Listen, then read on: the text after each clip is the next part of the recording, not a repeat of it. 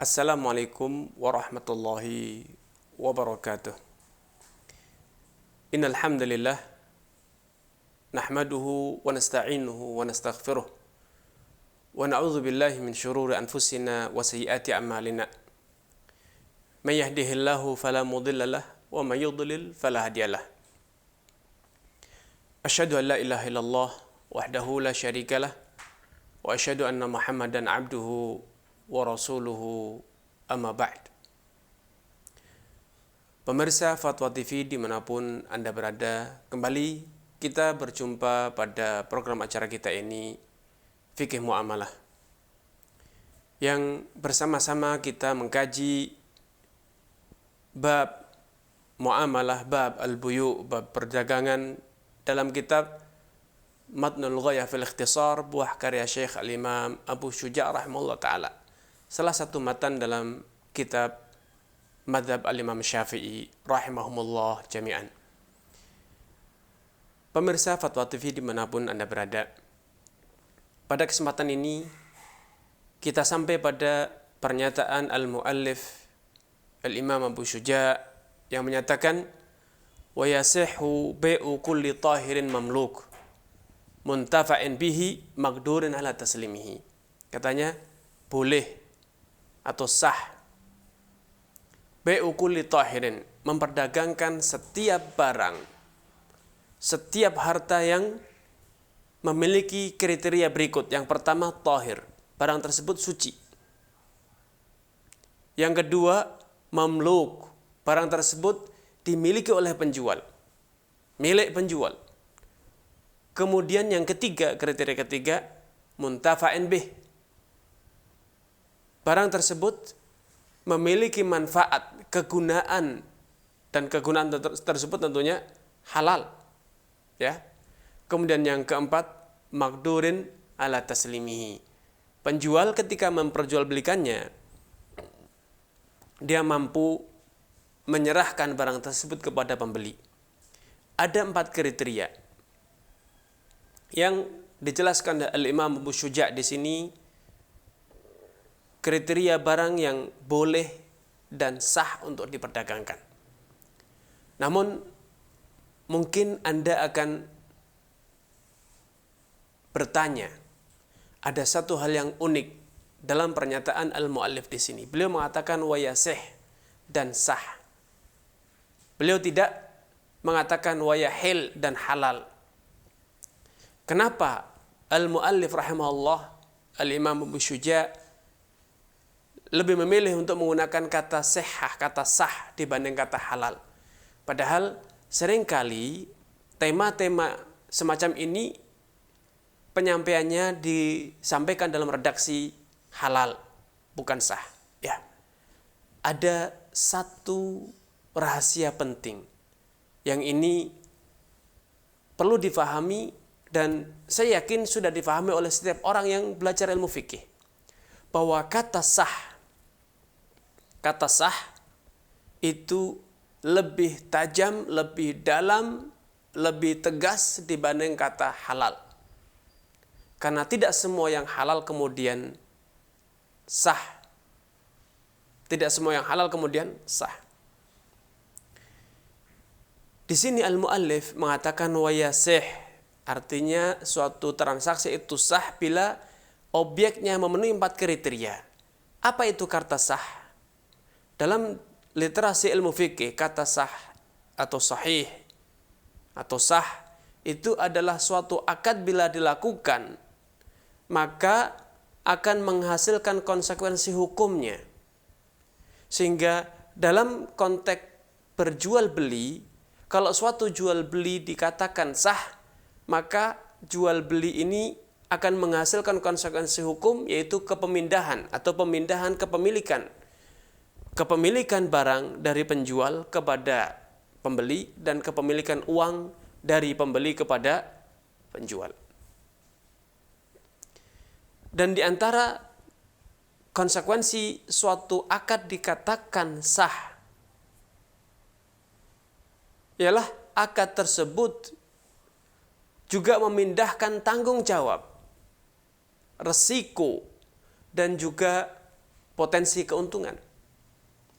Kalau barang itu telah diperjualbelikan dan dinyatakan sah, maka segala resiko yang terjadi pada barang tersebut sejak diserah terimakan kepada pembeli, maka sepenuhnya menjadi tanggung jawab pembeli.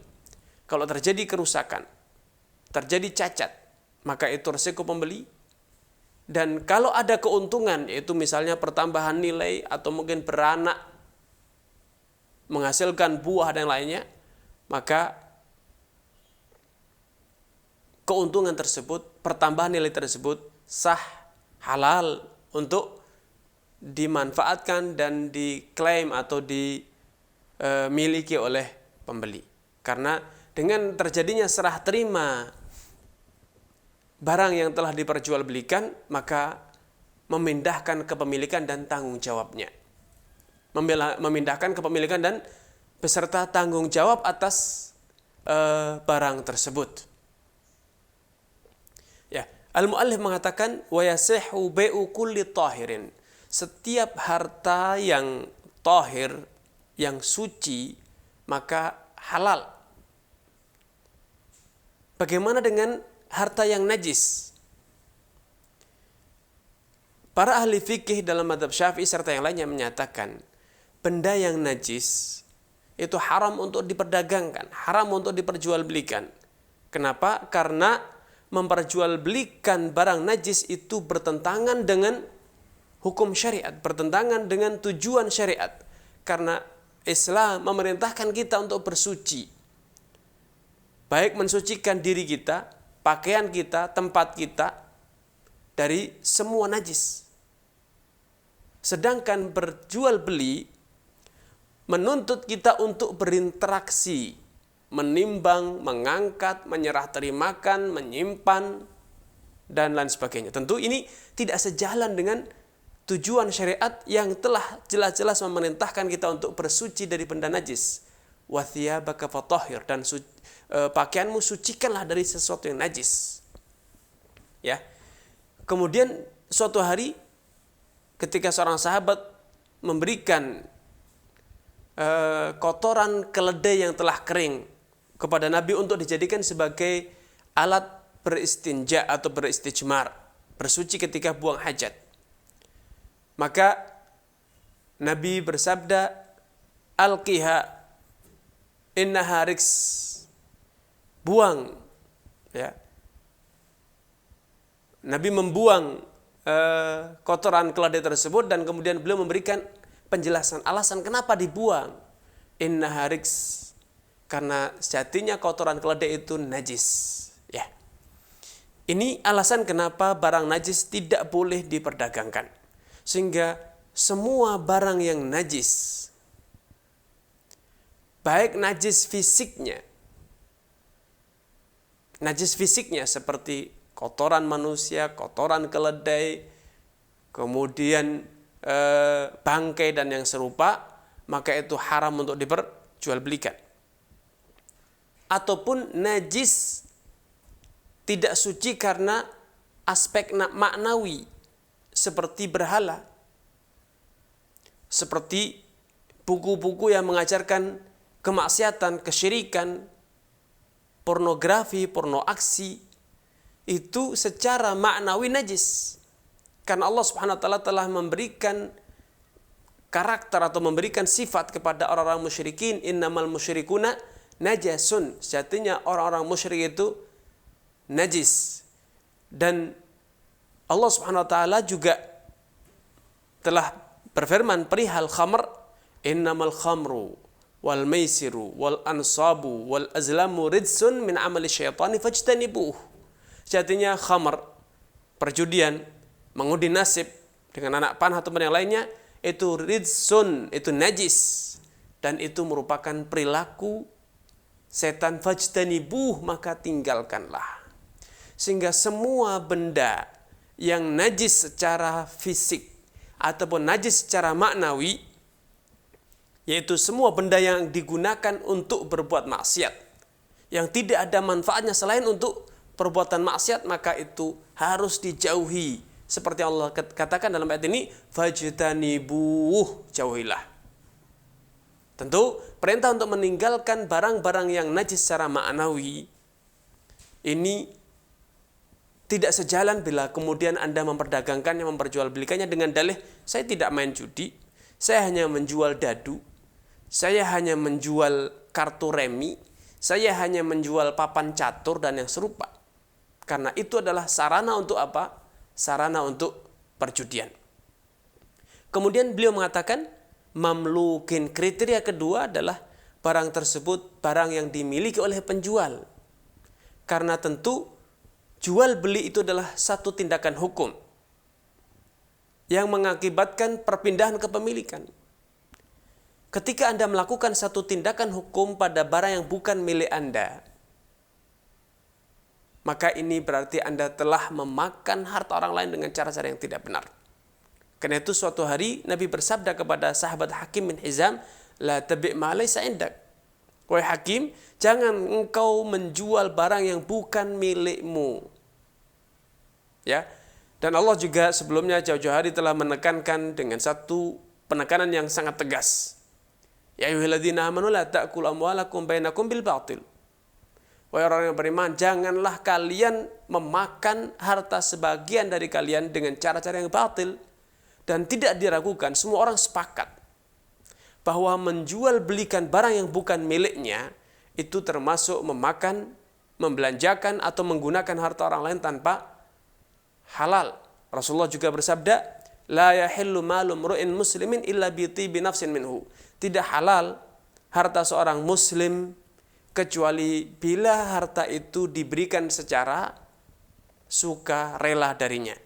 Dan tentu ketika Anda menjual rumah orang, kendaraan orang, harta orang lain tanpa izin, bukan milik Anda dan tanpa mendapatkan izin, maka berarti Anda telah menggunakan harta orang lain tanpa ada kerelaan darinya. Tentu ini adalah perbuatan yang haram. Kemudian kriteria ketiga, halalnya sahnya suatu perdagangan adalah barang tersebut muntafa'in bih. Ada nilai manfaatnya, ada kegunaannya. Kenapa? Karena seperti tadi telah sampaikan, jual beli adalah satu tindakan hukum yang memindahkan kepemilikan barang kepada pembeli, uang kepada penjual. Nah, tatkala Anda sebagai pembeli membeli barang yang tidak ada gunanya, atau Anda sebagai penjual menjual barang yang tidak ada gunanya, maka ini satu perbuatan mungkar, satu perbuatan yang bodoh. Dan ini tentu haram.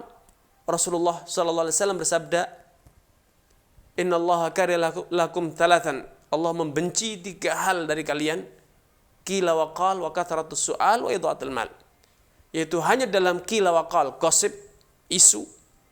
Wa kathratus su'al, terlalu sering bertanya ataupun meminta-minta. Dan yang ketiga adalah menyia-nyiakan harta.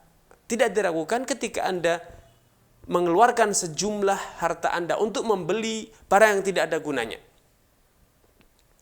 Dan perlu digarisbawahi di sini bahwa kata tidak ada gunanya itu maksudnya adalah tidak ada kegunaannya yang halal. Kegunaannya haram. Atau minimal manfaat utama dari barang tersebut adalah haram. Maka satu kebodohan, satu tindakan menyia-nyiakan harta bila Anda menyerahkan sejumlah harta Anda yang jelas-jelas halal, banyak manfaatnya, bisa digunakan dalam banyak hal yang bermanfaat seperti uang dan lain sebagainya, kemudian ditukarkan dengan barang yang manfaat utamanya adalah haram, seperti alat-alat musik, seperti khamr, seperti bangkai dan yang serupa. Walaupun Anda bisa saja berkata, bangkai kan ada manfaatnya juga untuk jadikan pakan lele, untuk jadikan pakan anjing piaraan yang untuk berburu misalnya, atau yang serupa. Tapi perlu difahami bahwa manfaat utama hal tersebut adalah untuk manusia. Sedangkan kemanfaatan barang-barang tersebut bagi manusia, seorang muslim, hukumnya haram. Maka walaupun ada manfaatnya dari satu sisi, tapi manfaatnya itu bersifat sekunder, itu hanya sesekali, tidak terus-menerus, tidak dalam kondisi normal, tapi dalam kondisi yang sangat insidental, sangat dalam ruang yang sempit. Karena itu suatu hari ketika sebagian sahabat bertanya kepada Rasulullah SAW perihal lemak bangkai, yang kemudian oleh penanya disampaikan lemak bangkai itu ada manfaatnya, digunakan untuk melumasi perahu, digunakan untuk bahan bakar lentera, digunakan untuk meminyai kulit yang kaku, ya. Tapi tentu tidak diragukan bangkai itu haram, manfaat utamanya itu untuk dimakan itu haram. Maka Nabi mengatakan la huwa haram, tidak boleh memperdagangkan, memperjualbelikan minyak bangkai walaupun untuk dimanfaatkan dalam hal-hal yang boleh, bukan untuk dimakan. Ya, digunakan untuk bahan bakar lentera, digunakan untuk melumasi perahu agar tidak mudah rusak. Walaupun itu manfaat-manfaat yang boleh, namun itu bersifat insidental, kasuistis sekali. Hanya berlaku bagi sekelompok orang saja. Dalam kondisi abnormal. Normalnya lemak, daging dan yang serupa itu normalnya mayoritas orang akan memanfaatkan dengan cara makan. Maka Nabi mengatakan la huwa haram, memperjualbelikan lemak bangkai untuk tujuan-tujuan tersebut walaupun itu boleh, tetapi karena itu bukan tujuan utamanya, bukan manfaat utama dari lemak, maka itu diharamkan. Kemudian Nabi memberikan satu pendekatan, satu warning. La'anallahu al-yahud. Allah Subhanahu wa taala telah melaknati orang-orang Yahudi karena mereka tatkala Allah haramkan atas mereka untuk memakan lemak hewan. Seperti Allah katakan, wa minal baqari wal ghanami haramna 'alaihim syuhumahuma. Dan dari hewan sapi dan kambing kami haramkan atas orang Yahudi untuk memakan lemaknya. Nah, tatkala lemak itu diharamkan atas orang Yahudi, apa yang mereka lakukan? Mereka kumpulkan lemak, dimasukkan ke dalam panci, kemudian dipanaskan sehingga meleleh, kemudian didinginkan dan kemudian membeku kembali. Kemudian mereka menjual lemak yang telah meleleh tersebut, membeku dan telah membeku kembali itu ke orang lain, dan kemudian mereka menikmati hasil penjualannya. Kata Nabi, la'anallahu al-yahud, Allah melaknati orang Yahudi yang berusaha ngakali, berusaha merekayasa syariat agama mereka, yaitu dengan cara melelehkan lemak hewan, kemudian menjualnya, dan kemudian mereka menikmati hasil penjualannya. Fa'akalu thamanahu. Kemudian mereka makan hasil penjualannya. Karena itu, semua barang yang manfaat utamanya haram, maka itu haram pula untuk diperjualbelikan. Rasulullah bersabda, innallaha idza harrama ala qaumin akla syai'in harrama 'alaihim thamanahu. Sejatinya Allah Subhanahu wa taala bila telah mengharamkan suatu benda untuk dimakan atas suatu kaum, maka Allah mengharamkan pula atas mereka untuk memakan hasil penjualannya.